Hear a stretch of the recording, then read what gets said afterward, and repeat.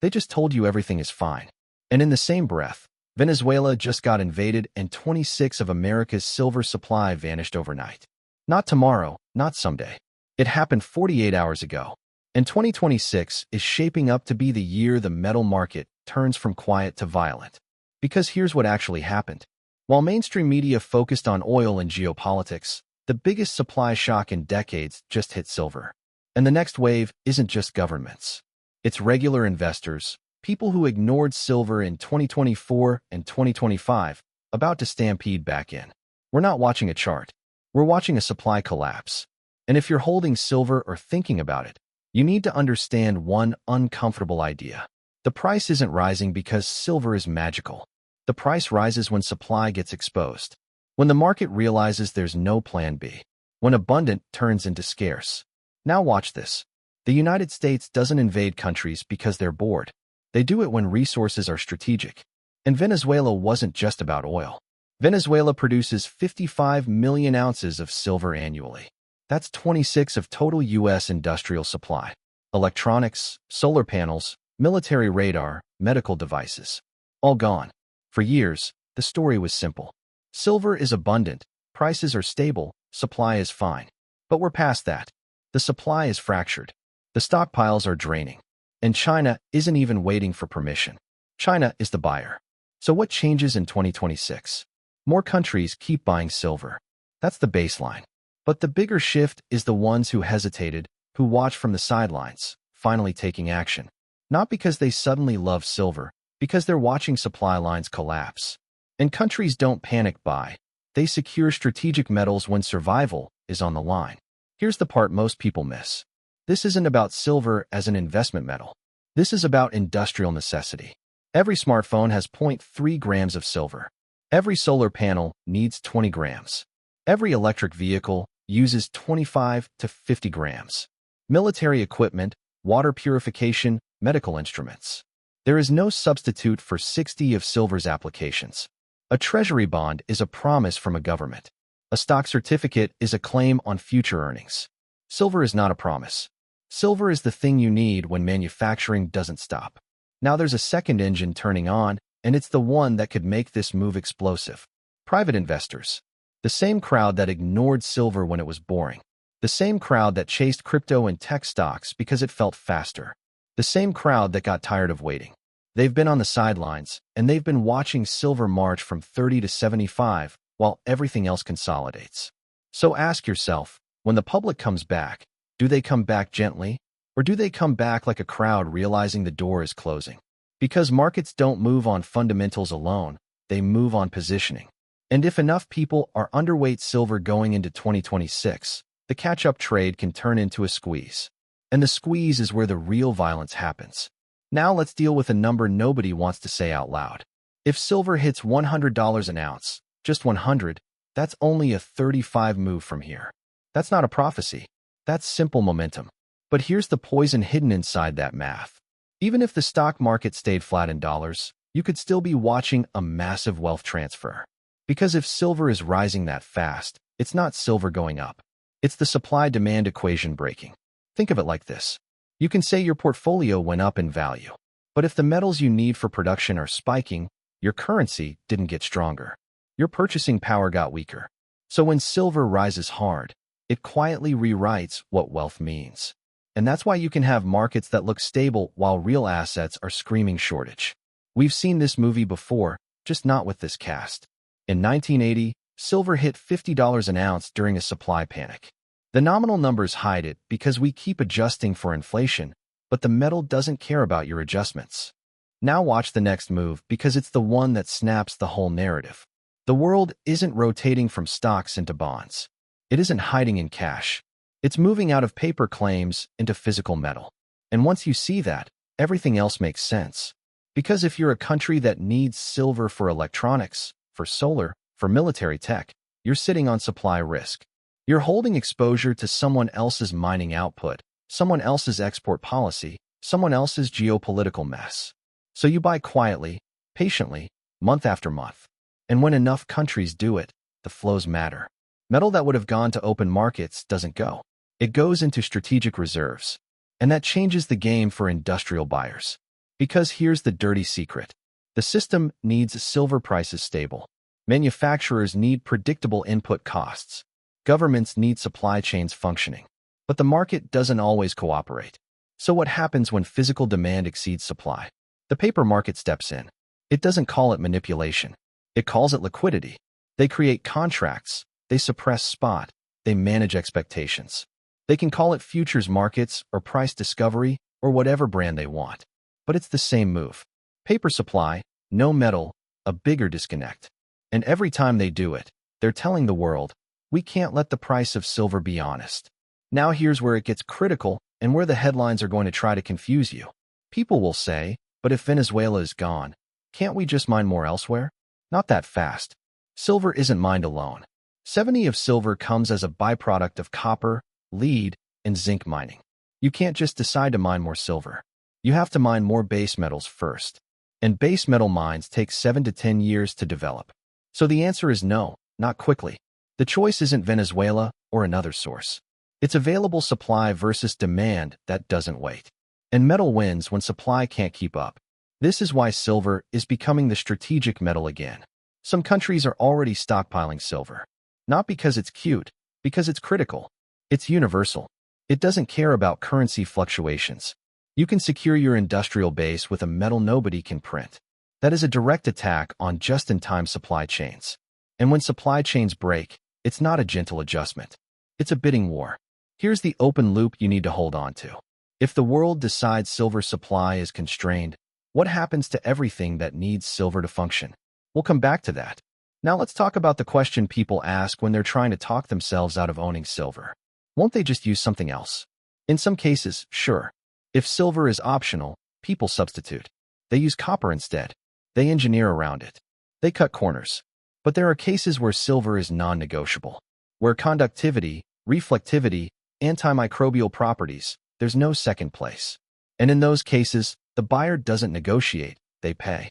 That's what makes silver so dangerous to the paper system. Certain demand is price insensitive, and manufacturers know it. They don't want to hold inventory that appreciates too fast because it destroys their cost structure. They don't want supply chains that disappear overnight. So they lock in contracts. They secure tonnage. And they keep their sourcing close. Now you might be thinking, okay, but can we trust the data on Venezuela? We don't need to trust announcements. We need to observe flows. And here's the observation that keeps showing up. Some countries likely have more silver than they report. Why hide it? Because if you're still buying, you don't want to advertise your position. You don't want to push the price against yourself. You buy quietly. You report slowly. And you keep your reserves classified. That's not conspiracy. That's strategic resource management. Now here comes the twist that could blindside a lot of people in 2026. China. Not the economy, the control. There's a big difference between China allowing silver exports and China restricting them. China controls 60 to 70% of global refined silver supply. And on January 1st, 2026, China announced export licensing requirements for silver. That's not a suggestion. That's a choke point. Now imagine you're a Western manufacturer. Imagine you need silver for solar panels, for electronics, for medical devices. Imagine your supplier just told you they need government approval to ship. That uncertainty is not a headline. It's a supply crisis forming in real time. And supply crises don't announce themselves. They show up as backlogs, then shortages, then panic buying. So in 2026, one likely scenario is a scramble. Companies exit paper contracts and rush into physical metal because contracts don't build products. Not because everyone suddenly becomes a silver bull. Because production schedules don't wait for philosophy. Now there's another pressure point most people don't talk about until it's too late. COMEX inventory. The paper-silver market trades hundreds of millions of ounces. But registered silver, the metal available for delivery, sits at 47 million ounces. That's the lowest level since 2015. Now do the math. If 10 of contracts demand physical delivery, that's 70 to 80 million ounces. But only 47 million exist in deliverable form. What happens when demand exceeds available supply? Cash settlement. The exchange doesn't run out of contracts. It runs out of metal. And when they settle in cash instead of metal, they're admitting the price was fiction. That's not theory. That's what happened in nickel in 2022. The London Metal Exchange halted trading and canceled trades because the squeeze broke the system. Silver could be next. And if COMEX breaks, the paper price becomes irrelevant. Physical silver enters true price discovery. And price discovery after a suppression event is not gentle. It's violent. Now let's bring the Venezuela situation back into focus because this is where it stops being market structure and starts being geopolitics. The United States just conducted Operation Absolute Resolve. They captured Maduro. They struck military targets. And within 48 hours, China asked its banks to report exposure to Venezuela. That's not curiosity. That's damage assessment. China has $19 billion in outstanding loans to Venezuela. Those loans are repaid in oil and commodities. But if the U.S. controls Venezuela now, those deals are dead. So what does China do? They don't write it off. They pivot. They secure alternative supply. And the fastest pivot is stockpiling the metals they can still access. Which brings us back to silver. If China accelerates silver purchases while restricting exports, the global market gets squeezed from both sides. Less supply flowing out. More demand soaking up what's left. That's not inflation. That's a structural shortage. And structural shortages don't resolve with speeches. They resolve with prices that force demand destruction. Here's where we keep ourselves honest. If we're wrong about this, where will it show first? Watch COMEX inventory. Watch Shanghai premiums. Watch dealer availability. Those are the early warning lights. And when they flash together, the everything is fine narrative dies fast. Now we need to keep our heads. This is not financial advice. We're analyzing flows. We're measuring risk. So let's lay out what we need to watch without drowning in 20 indicators. First, physical premiums. If dealers are charging $8 to $12 over spot, that tells us physical demand is overwhelming paper supply. Second, Shanghai versus COMEX spreads. If Shanghai is paying $20 more per ounce than New York, that's arbitrage signaling a fractured market. Third, COMEX registered silver. If it drops below 40 million ounces, we're approaching a breaking point. Fourth, China export data. If January numbers show restricted silver outflows, that confirms the supply shock is real. And fifth, industrial buyer behavior. If manufacturers start panic ordering, that's demand pulling forward. Not because they want to, because they have to. Now let me ask you something that should make you uncomfortable in a good way. If silver is up 50 but your portfolio is flat, are you actually winning or did the measuring stick change? Because that's the trap. People measure returns in dollars while the assets that matter are repricing against scarcity. And while they argue about percentage gains, the adults are securing physical metal. Here's the contradiction that's going to make 2026 loud. Analysts will say markets are stable while supply chains are breaking. Which one do we believe? Now remember that open loop. If silver becomes supply constrained, what happens to everything that depends on it? It means manufacturers pay more per unit of production. Electronics get more expensive. Solar installations slow down. Electric vehicle costs rise. And that is how a commodity shock shows up. Not as an announcement, as a cost structure that doesn't work anymore. So what do we do with that? We don't panic. We observe. We stay focused on a few core truths. Fact: Venezuela's 55 million ounces of annual silver supply is offline. Fact: China controls 60 to 70 of refined silver and just implemented export controls. Fact: COMEX registered silver is at multi-year lows. Fact: industrial demand for silver is growing, not shrinking. Interpretation: 2026 is a year where the supply-demand story gets settled by flows, not forecasts. Now here's the mistake most people make. They wait for confirmation. They want a news article that says, "Now is the time to buy silver." That article shows up after the move. By the time the crowd feels safe, the price is already higher and the opportunity has already closed. So we have to think like supply chain managers, not speculators. If the upside case strengthens when supply tightens and demand holds, what's the downside case? The downside case is a temporary pullback. A few weeks where traders take profit. A few weeks where the crowd forgets.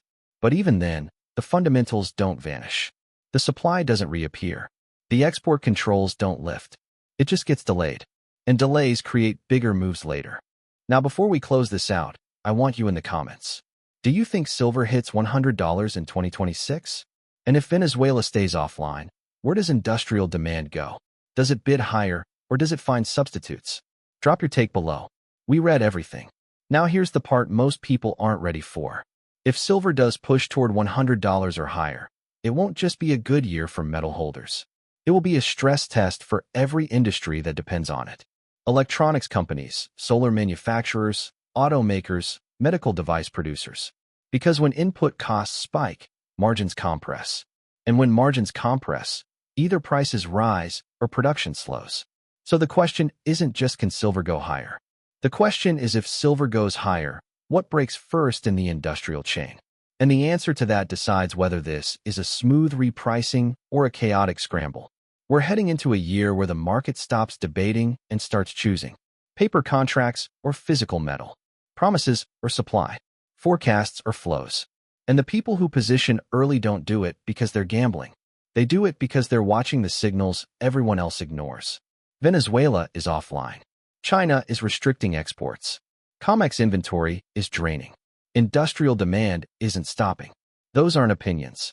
Those are facts. And facts don't wait for permission to matter. Stay sharp because the next move won't announce itself with a headline. It'll show up in premiums, in wait times, in prices that don't make sense until you realize the supply isn't coming back.